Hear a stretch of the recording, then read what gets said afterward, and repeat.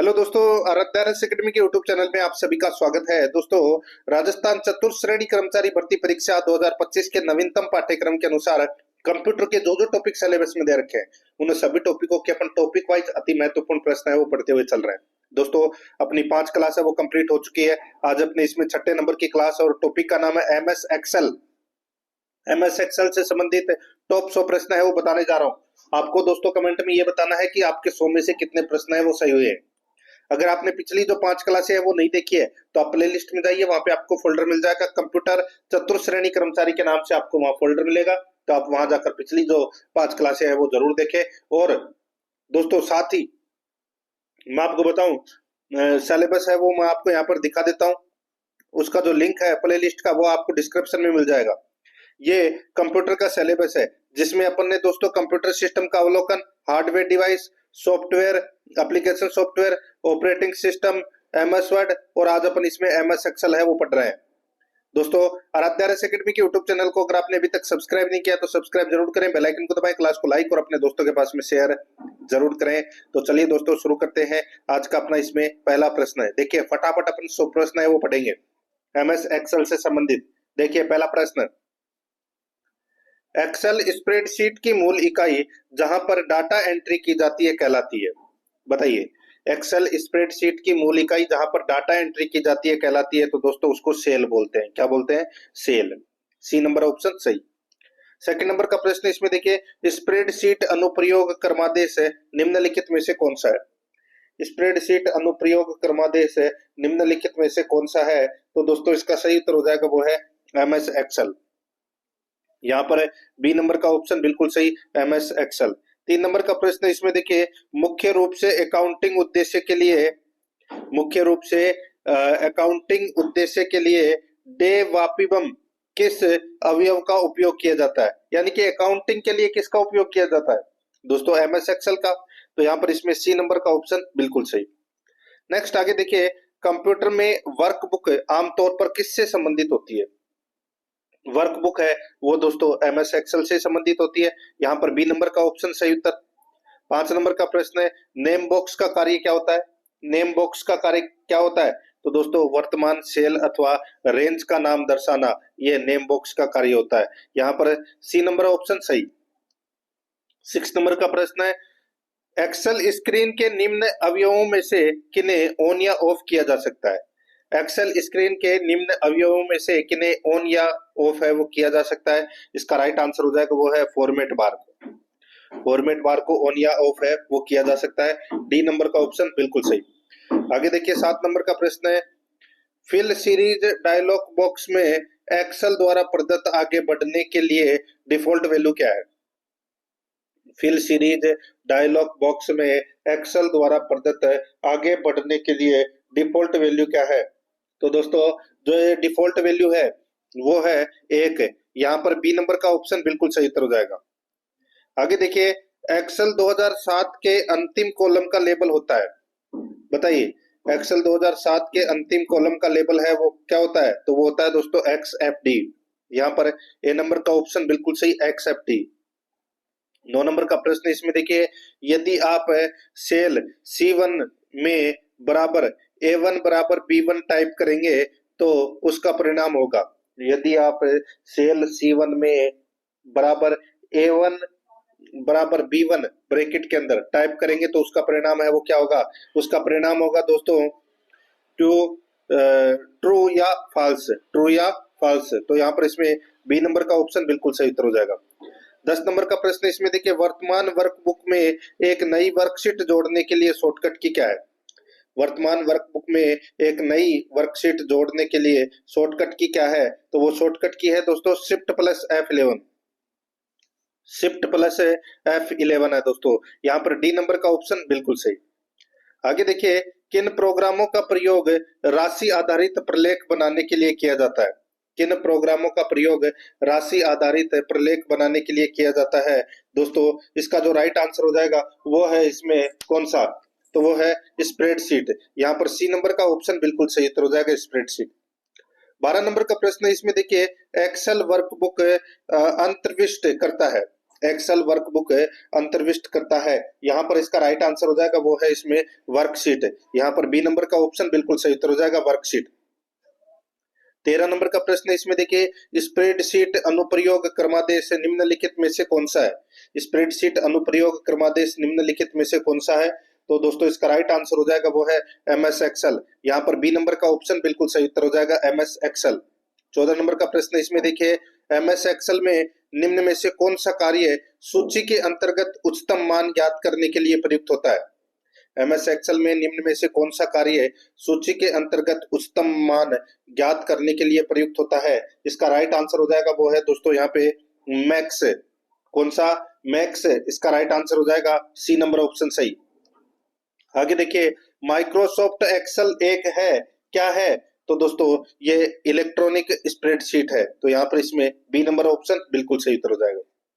16 number का प्रश्न इसमें देखिए किसी एक्सेल वर्कशीट में काम करते समय जब आपको किसी कॉलम में हैच हैच हैच हैच दिखाई देता है तो क्या गलत है? तो दोस्तों वो है कॉलम काफी संकीर्ण है। यहाँ पर इसमें ए नंबर का ऑप्शन बिल्कुल सही उत्तर हो जाएगा। 17 नंबर प्रश्न है एक्सेल में निम्नलिखित में से क्या बनाए जा सकते हैं? एक्सेल में निम्नलिखित में से क्या बनाए जा सकते हैं? तो दोस्तों इसका राइट आंसर हो जाएगा बार चार्ट, लाइन ग्राफ और पाई चार्ट। यहाँ पर सी नंबर का जो ऑप्शन है वो इसका बिल्कुल सही उत्तर इसमें हो जाएगा। 18 नंबर प्रश्न इसमें देखिए किसी कारोबार के ग्राहक इन्वेंट्री तथा पे रोल रिकॉर्ड्स सबसे अच्छी फाइल स्टोर में कहाँ किए जा सकते हैं? किसी कारोबार के ग्राहक इन्वेंट्री तथा पेरोल रिकॉर्ड्स सबसे अच्छी फाइल में स्टोर किए जा सकते हैं। इसका राइट आंसर हो जाएगा वो है वर्कशीट। यहाँ पर सी नंबर का ऑप्शन बिल्कुल सही वर्कशीट। आगे देखिए 19 नंबर का प्रश्न है प्रत्येक स्प्रेडशीट फाइल को वर्कबुक कहते हैं क्योंकि? प्रत्येक स्प्रेडशीट फाइल को वर्कबुक कहते हैं क्योंकि क्योंकि दोस्तों यह वर्कशीटों और चार्ज शीटों से युक्त बहुत सी शीटों को सम्मिलित करता है। यहाँ पर डी नंबर का ऑप्शन बिल्कुल सही उत्तर हो जाएगा। देखिए ध्यान से देखना, एक एक प्रश्न है वो महत्वपूर्ण है। 20 नंबर का प्रश्न है किस प्रकार का सॉफ्टवेयर लेखाकार के वर्कशीट जैसा होता है? तो दोस्तों सही उत्तर इसमें क्या हो जाएगा वो है इसमें स्प्रेडशीट। यहाँ पर सी नंबर ऑप्शन बिल्कुल सही। 21 नंबर का प्रश्न इसमें देखिए निम्न में से किस क्षेत्र में स्प्रेडशीट सॉफ्टवेयर अधिक उपयोगी होता है? तो दोस्तों ये होता है किसमें? तो ये सांख्यिकी में। यहाँ पर सी नंबर ऑप्शन सही सांख्यिकी। आगे देखिए एक्सेल में डिफॉल्ट सेल के अंदर टेक्स्ट क्षैतिज रूप से कैसे अलाइन होता है? एक्सेल में डिफॉल्ट सेल के अंदर टेक्स्ट क्षैतिज रूप से कैसे अलाइन होता है? राइट आंसर हो जाएगा दोस्तों ये होता है दोस्तों लेफ्ट लाइन, लेफ्ट लाइन। तो यहाँ पर इसमें ए नंबर का ऑप्शन बिल्कुल सही। आगे देखिए एक्सेल में पूरी वर्कशीट को निम्नलिखित द्वारा सिलेक्ट किया जा सकता है। तो एक्सेल में पूरी वर्कशीट को निम्नलिखित द्वारा सिलेक्ट किया जा सकता है, तो ये किया जाता है दोस्तों control plus shift plus space bar. यहाँ पर बी नंबर का जो ऑप्शन है वो इसका बिल्कुल सही उत्तर हो जाएगा। 24 नंबर का प्रश्न इसमें देखिए एक्सेल विंडोज में कौन सा क्षेत्र मान और फॉर्मूला की प्रविष्टि की अनुमति देता है? एक्सेल विंडोज में कौन सा क्षेत्र मान और फॉर्मूला की प्रविष्टि की अनुमति देता है? तो दोस्तों इसका राइट आंसर हो जाएगा वो है इसमें फॉर्मूला बार। यहाँ पर है सी नंबर का ऑप्शन बिल्कुल सही फॉर्मूला बार। नेक्स्ट आगे देखिए निम्न में से कौन सुमेलित नहीं है? निम्न में से कौन सुमेलित नहीं है वो दोस्तों अपने को यहाँ पर बताना है। दोस्तों इसमें देखिए एमएस वर्ड का जो एक्सटेंशन होता है वो डीओएस होता है, ठीक है। एमएस वर्ड का जो एक्सटेंशन होता है वो डीओएस होता है, ठीक है। और दोस्तों यहाँ पर देखिए इसमें एमएस एक्सेल का होता है, एमएस एक्सेल का होता है दोस्तों डॉट एक्सएलएस। ये क्या होता है? ये दोस्तों एक्सटेंशन होता है, ठीक है इसका। और दोस्तों इसमें देखिए एमएस पेंट का हो जाएगा दोस्तों डॉट जेपीजी। ये भी एक्सटेंशन होता है दोस्तों एमएस पेंट का, ठीक है। लेकिन यहाँ पर दोस्तों ये गलत दे रखा है। कौन सा? एमएस पावर पॉइंट का जो एक्सटेंशन होता है वो डॉट पीटीजी, डॉट पीटीजी है वो दोस्तों इसमें क्या हो जाएगा गलत दे रखा है। तो यहाँ पर इसका जो राइट आंसर क्या हो जाएगा वो है इसमें कौन सा?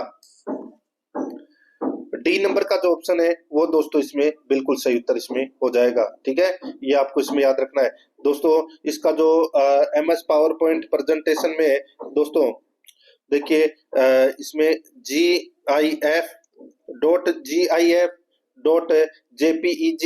ये होता है दोस्तों इसका। तो यहाँ पर इसका राइट आंसर हो जाएगा डी नंबर ऑप्शन, बिल्कुल सही। आगे देखिए, MS एक्सेल में पूरी पंक्ति का चयन करने के लिए कौन सी शॉर्टकट की का प्रयोग किया जाता है, बताइए दोस्तों। इसका सही उत्तर हो जाएगा वो है शिफ्ट प्लस स्पेस का प्रयोग किया जाता है, बी नंबर ऑप्शन सही।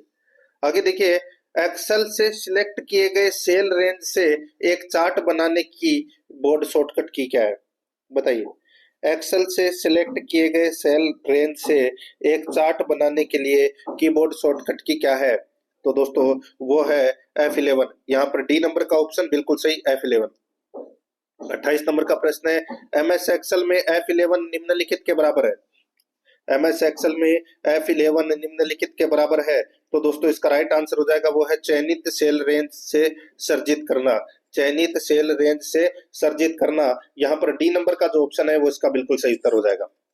आगे देखिए, 29 नंबर का प्रश्न है, एक्सेल में MOD फंक्शन फलन के लिए प्रयोग किया जाता है। MS एक्सेल में दोस्तों मोड फंक्शन यानी कि फलन के लिए प्रयोग किया जाता है, तो दोस्तों इसका राइट आंसर हो जाएगा भाग से प्राप्त शेषफल। यहाँ पर ए नंबर का ऑप्शन सही उत्तर हो जाएगा। आगे देखिए, किसी रिकॉर्ड का विशिष्ट फील्ड जो प्रत्येक रिकॉर्ड का यूनिकली आइडेंटिफाइड करता है उसे कहते हैं। किसी रिकॉर्ड का विशिष्ट फील्ड जो प्रत्येक रिकॉर्ड का यूनिकली आइडेंटिफाई करता है उसे कहते हैं दोस्तों, उसे क्या कहते हैं, उसे की फील्ड बोलते हैं। क्या बोलते हैं, की फील्ड। यहाँ पर ए नंबर का ऑप्शन बिल्कुल सही। आगे देखिए, आप वर्ड डॉक्यूमेंट के साथ एक्सेल वर्कशीट डाटा लिंक कर सकता है। आप वर्ड डॉक्यूमेंट के साथ एक्सेल वर्कशीट डाटा लिंक कर सकता है, इसका राइट आंसर हो जाएगा दोस्तों वो है इसमें कॉपी और स्टैंडर्ड कमांडो पर पेस्ट बटनों से। तो यहाँ पर डी नंबर का ऑप्शन बिल्कुल सही उत्तर हो जाएगा। 32 नंबर का प्रश्न है, एक्सेल अपने डॉक्यूमेंट फाइलों के रूप में स्टोर करता है जिन्हें क्या कहते हैं दोस्तों, उन्हें वर्कबुक कहते हैं। यहाँ पर बी नंबर ऑप्शन सही, वर्कबुक। आगे देखिए, एक्सेल वर्कबुक में एक वर्कशीट से मूव करने के लिए क्लिक कीजिए। एक्सेल वर्कबुक में एक वर्कशीट से मूव करने के लिए क्लिक कीजिए, दोस्तों इसका राइट आंसर हो जाएगा वो है दोस्तों शीट टैब पर क्लिक कीजिए। यहाँ पर सी नंबर ऑप्शन सही। नेक्स्ट आगे देखिए, MS एक्सेल में एक फंक्शन के अंदर फंक्शन को क्या कहा जाता है, एक फंक्शन के अंदर फंक्शन को क्या कहा जाता है दोस्तों, इसका राइट आंसर हो जाएगा नेस्टेड फंक्शन कहा जाता है, डी नंबर ऑप्शन बिल्कुल सही। 35 नंबर का प्रश्न है, दो या अधिक सेल को एक सिंगल सेल में कंबाइन करने को कहते हैं। दो या अधिक सेल को एक सिंगल सेल में कंबाइन करने को कहते हैं, तो क्या कहते हैं, उसे कहते हैं दोस्तों मर्जिंग बोलते हैं। उसे क्या बोलते हैं, मर्जिंग बोलते हैं। ठीक है, आगे देखिए दोस्तों, यहाँ पे स्प्रेडशीट एक नंबर होता है जिसे आप कैलकुलेशन में यूज कर सकते हैं। दोस्तों इसका राइट आंसर हो जाएगा स्प्रेडशीट वैल्यू एक नंबर होता है जिसे आप कैलकुलेशन में यूज कर सकते हैं, तो यहाँ पर वैल्यू आएगा दोस्तों खालिस्तान में, डी नंबर ऑप्शन सही। आगे देखिए, 37 नंबर का प्रश्न है, प्रोफेशनली डिजाइन किया गया एक एम्प्टी डॉक्यूमेंट है।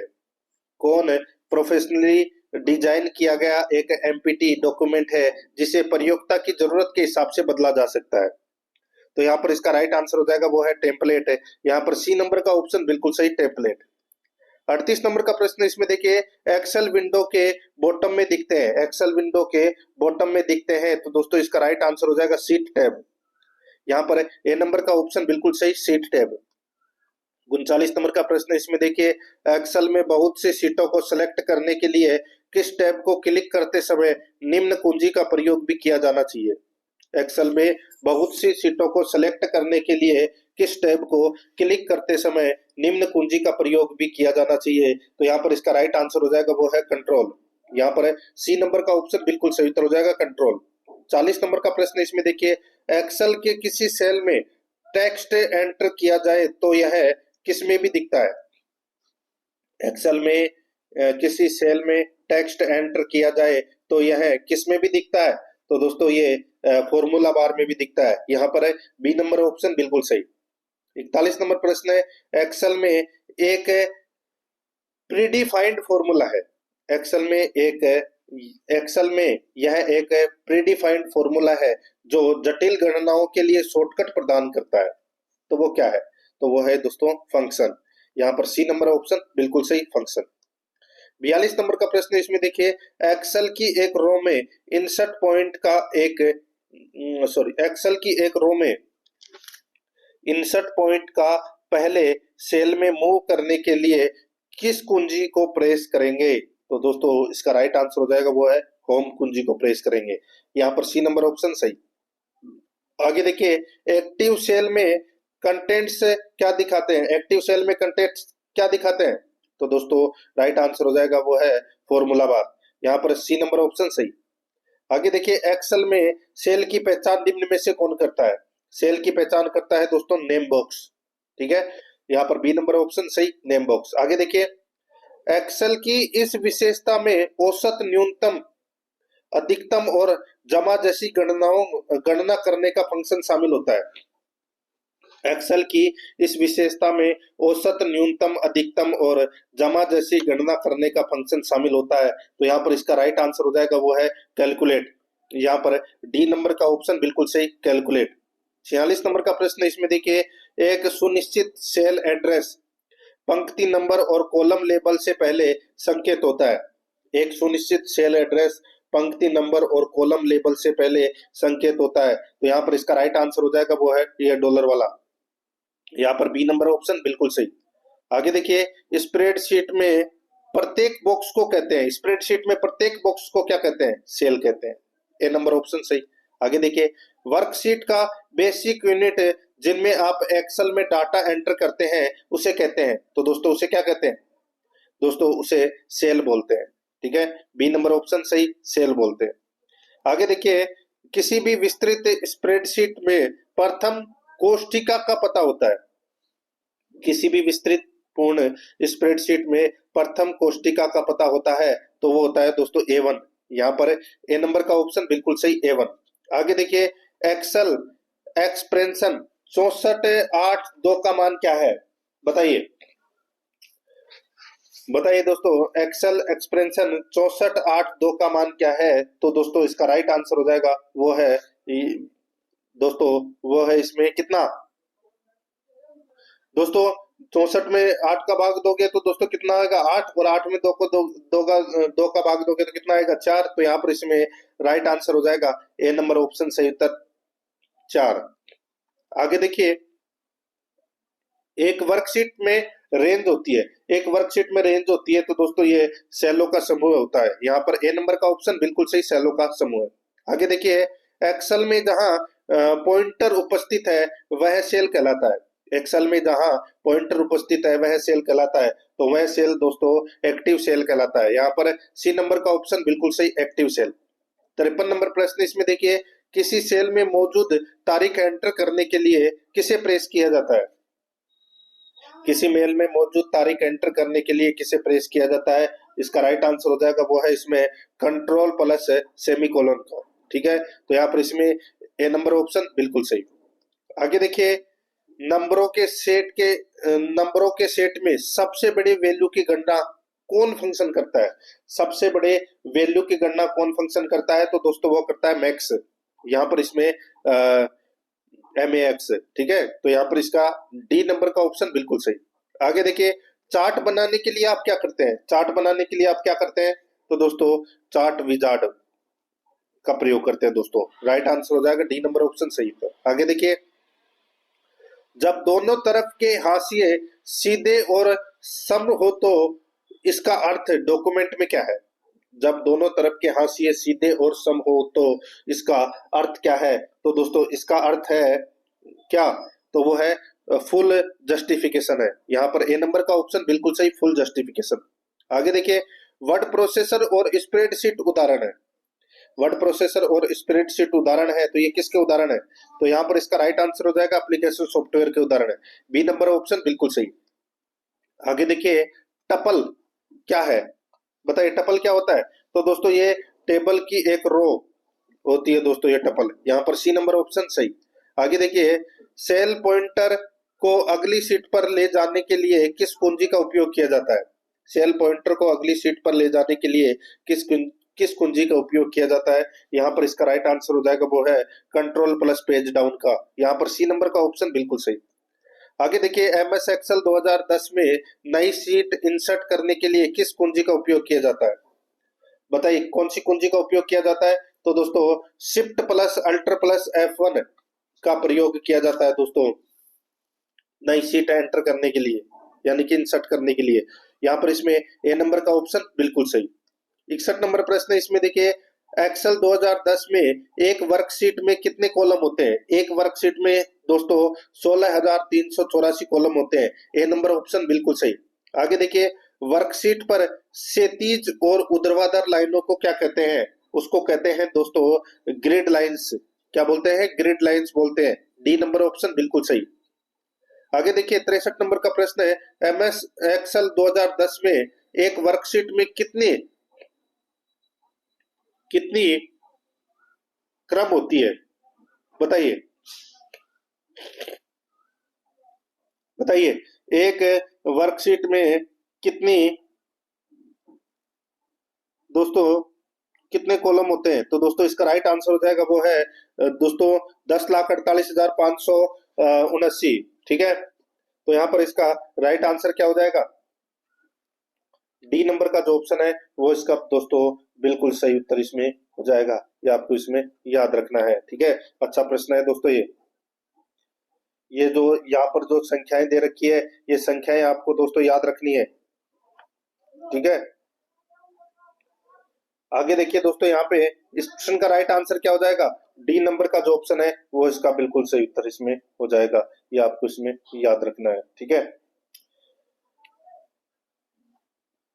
देखिए दोस्तों यहाँ पे 64 नंबर का प्रश्न है, एक्सेल 2010 में सेल कमांड द्वारा नया सेल कहाँ जोड़ सकते हैं? एक्सेल 2010 में सेल कमांड द्वारा नया सेल कहाँ जोड़ सकते हैं?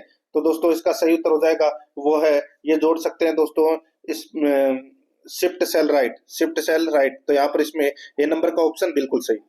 आगे देखिए, सेल एड्रेस B16 प्रदर्शित करता है। B16 किसको प्रदर्शित करता है? तो दोस्तों ये बी कॉलम 16 रो को ये प्रदर्शित करता है। यहाँ पर इसमें सी नंबर ऑप्शन सही।